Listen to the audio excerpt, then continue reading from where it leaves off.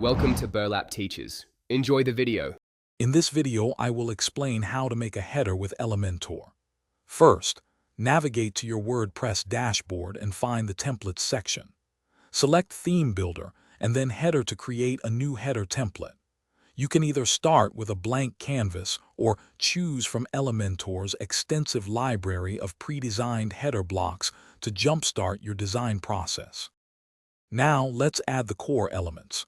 Drag the site logo widget into your header section and upload your brand's logo. Next, add a nav menu widget and select your primary menu. You can easily adjust the alignment, size, and spacing of these elements. Remember to customize the colors and typography to match your website's overall design. For a more dynamic header, consider enabling the sticky header option in the section's advanced settings. This keeps your header visible as users scroll. You can also control the header's visibility on desktop, tablet, and mobile devices, ensuring a perfect look across all screens. For truly unique touches, use the custom CSS feature.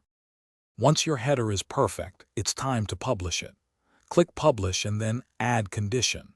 Choose Entire Site to apply your new header globally.